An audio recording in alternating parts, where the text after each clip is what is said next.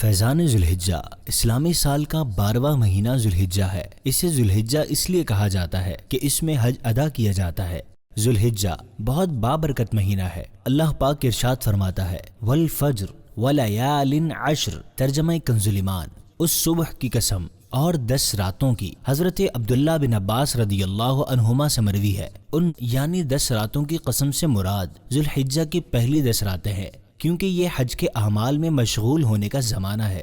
ان 10 دنوں میں ذکر و اذکار اور عبادت کی خوب فضیلت بیان ہوئی ہیں۔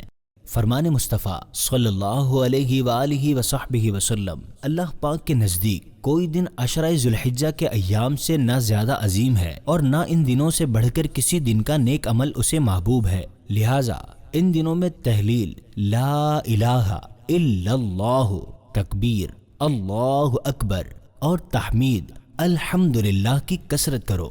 حضرت کعب الاحبار رحمۃ اللہ علیہ فرماتے ہیں، اللہ کریم نے زمانے کو چنا، پس اس کے نزدیک سب سے پسندیدہ زمانہ حرمت والے مہینے ہیں، اور حرمت والے مہینوں میں اللہ پاک کو سب سے زیادہ محبوب ذوالحجہ ہے، جبکہ ذوالحجہ میں سب سے زیادہ محبوب پہلا عشرہ ہے۔ عشرہ ذوالحجہ میں ایک عمل کا ثواب 700 گنا تک بڑھا دیا جاتا ہے۔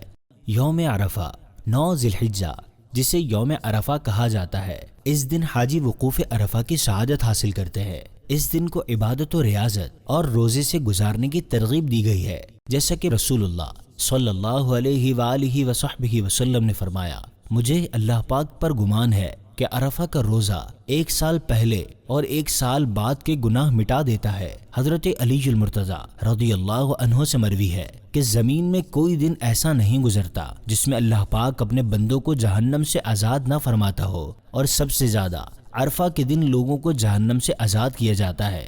حج، اسی بابرکت مہینے میں مسلمانان عالم ایک ہی لباس میں رنگ و نسل کے فرق کو مٹا کر سرزمین حرم پر جمع ہو کر حج بیت اللہ کی سعادت حاصل کرتے ہیں۔ اللہ پاک کے آخری نبی صلی اللہ علیہ وآلہ وصحبہ وسلم نے فرمایا، جس نے حج کیا اور کوئی جھگڑا یا گناہ نہ کیا تو وہ اپنے گناہوں سے ایسے نکل جائے گا جیسا اس دن تھا جب اس کی ماں نے اسے جنا تھا۔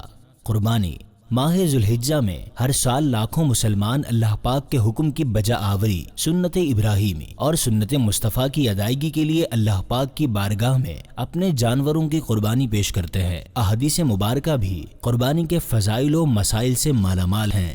حضرت سیدنا زید بن ارقم رضی اللہ عنہ فرماتے ہیں، صحابہ کرام علیہم الرضوان نے عرض کی، یا رسول اللہ صلی اللہ علیہ وآلہ وصحبہ وسلم، یہ قربانیاں کیا ہیں؟ آپ صلی اللہ علیہ وآلہ وصحبہ وسلم نے ارشاد فرمایا، تمہارے باپ ابراہیم علیہ السلام کی سنت ہیں۔ صحابہ کرام علیہم الرضوان نے عرض کی، یا رسول اللہ صلی اللہ علیہ وآلہ وصحبہ وسلم، ان میں ہمارے لیے کیا ثواب ہے؟ فرمایا، ہر بال کے بدلے ایک نیکی ہے۔ عرض کی، اور اون میں؟ فرمایا، اس کے ہر بال کے بدلے بھی ایک نیکی ہے۔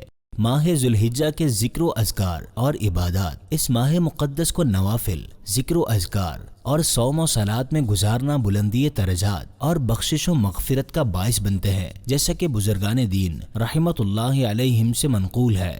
پہلی رات سے 10ویں رات تک روزانہ عشاء کی نماز کے بعد 2 رکعت پڑھے، ہر رکعت میں سورہ فاتحہ کے بعد 3 بار سورہ کوثر اور سورہ اخلاص پڑھے۔ انشاءاللہ اس نماز کی عظمت کے سبب اللہ پاک اسے بے شمار نیکیاں عطا فرمائے گا اور بے شمار برائیاں مٹا دے گا۔ جو کوئی ذوالحجہ کی ہر رات وتر کے بعد 2 رکعت اس طرح پڑھے کہ ہر رکعت میں سورہ فاتحہ کے بعد سورہ کوثر اور سورہ اخلاص ایک مرتبہ پڑھے، تو اللہ پاک اسے بدن کے ہر بال کے بدلے میں 10 نیکیاں عطا فرمائے گا، 1,00,000 دینار صدقہ کرنے اور 7 غلام آزاد کرنے کا ثواب عطا فرمائے گا۔